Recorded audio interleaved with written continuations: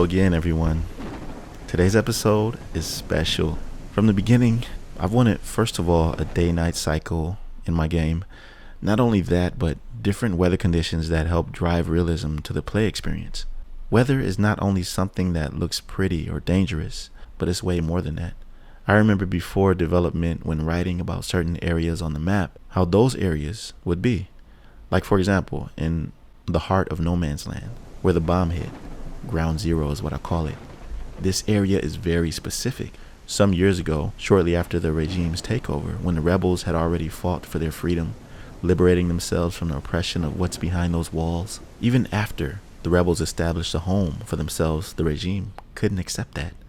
Power knows no bounds. They wanted it all and subsequently launched a nuclear bomb where the rebels lived, along with the surrounding population. The aftermath of this explosion was cataclysmic and simultaneously caused a giant crater whilst killing so many. Thousands were injured and many survivors were heavily affected by radiation. It also drastically altered climate change, which explains the dramatic weather conditions in certain areas, particularly this area where whenever you're here, will deal damage over time to you.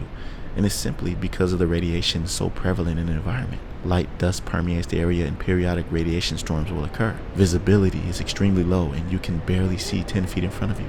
Not only that, there are sharp particles flying through the air that can damage you as well. During this radiation storm is when the Abominate come out. They only come out on a few occasions, one being this and when the sun goes down. And here's why this area is so important.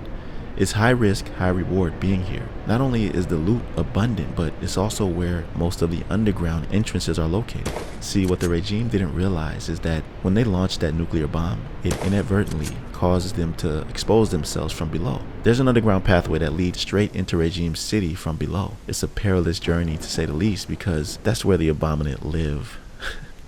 So you can forget about only seeing them whenever the weather's bad. You'll encounter them much more frequently. But you must venture about to get where you need to be. The underground has many benefits as well. Cypher, one of the main rebel characters from the story, has used this opportunity to establish a secondary base of operations beneath the city.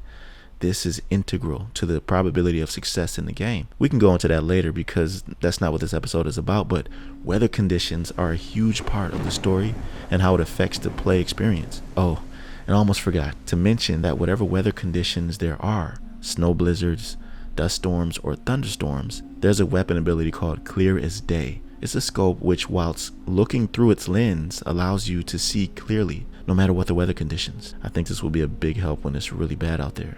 I really believe that weather is a huge aspect in games that create immersion for the player. I mean, when the visibility is low and you can't see in front of you, even if there's no enemy, it makes you wonder if there is one, with the sounds and such that you may hear. Or being in a thunderstorm makes you want to go find the comfort of a building to wait out the storm. A blizzard compels you to find shelter where it's warm. These are all real feelings that are believable because we've all experienced them in life before in some form or another.